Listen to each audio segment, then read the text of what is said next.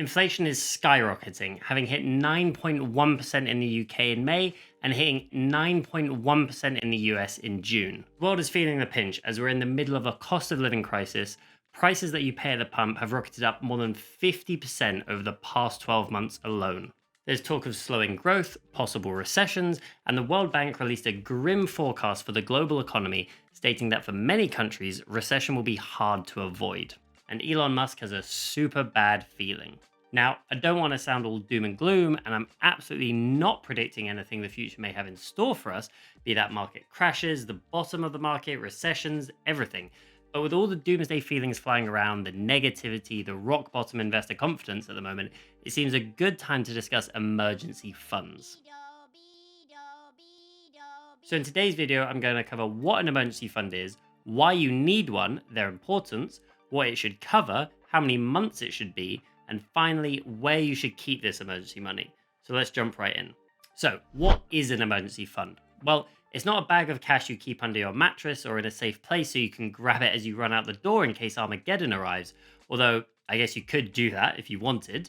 So what do I mean when I say emergency fund? It's an amount of instantly accessible money you keep to one side that could cover your essential expenses if you were to be in a financial emergency. For example, you lost your job or you needed to come up with a significant amount of money for urgent home repairs. Having this emergency fund will give you the time and some breathing space in order to remedy the situation. The key point is that it's an amount of money you only use for emergencies. It's not there for you to dip into to spend on lavish, expensive items when you feel like it. It's in the name. It's for emergencies.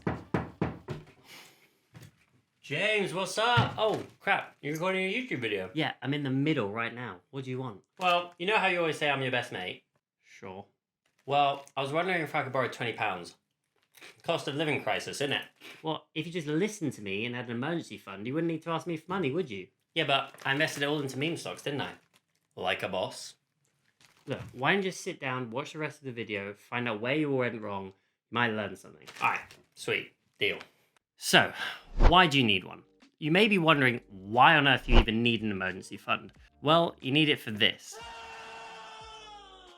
Because when that happens, it's more likely to lead to this. Help me, I'm poor. Which is more likely to lead to these.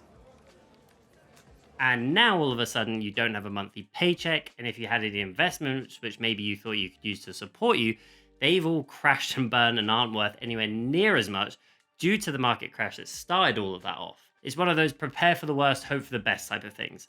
It gives you the time to be able to deal with the situation. There's 3 possible scenarios. You don't need it because you never have an emergency, in which case you're happy because you're winning at life.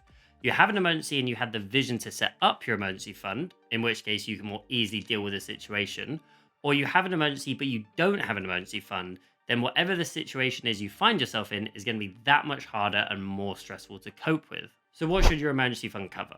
Well, your essential expenses. That means things like rent, bills, and food. Things that you might cut down on or cut out completely were you to face an emergency, like going to the cinema, Netflix subscriptions, you don't include. Think how your life would change and how you would adjust your lifestyle were you to face one of these terrible situations. Where you draw that line and what things you would or wouldn't cut down on in an emergency is completely personal and unique, so that's for you to decide. And now onto how much money your emergency fund should have inside of it. Well, again, it's completely unique to each individual, as remember, it's designed to cover your essential expenses. General financial advice typically recommends that your emergency fund is between 3 to 6 months of these expenses. So you need to calculate your essential expenses and then multiply it by the amount of months you want to have cover for, and that gives you the amount your emergency fund needs to be. Of course, 3 to 6 months is not a strict rule to follow.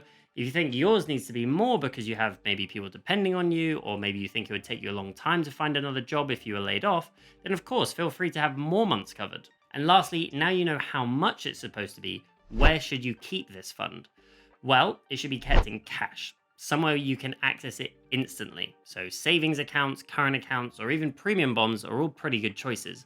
I spend most of my time on this channel trying to get people to realize the power of investing, but this is one example where you shouldn't be investing this money.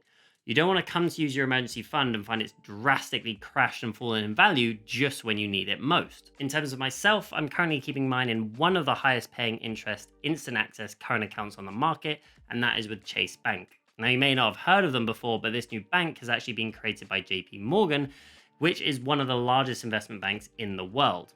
They're currently paying 1.5% interest on their instant access savings account within the app, but interest rates are on the rise generally in many countries around the world to try to deal with the cost of living crisis, so it may not remain at the top forever, so be prepared to move your money around. So, what do you think? What? Oh, yeah, that sounded sick, dude. Can I grab that £20 now, please? Cheers. Well, on that note, thank you so much for watching. Don't forget to tap and click all the good buttons below the video, and remember, invest smarter, not harder, and I will see you in the next video. Prices that you pay at the pump have rocketed up over why you need one, in which case you can more easily deal with a switch rate. That means things like rent, booze, bills, booze? That means things like rent, booze? Well, again, it's completely unique to each of it. Prices that you pay at the pump, for fuck's sake.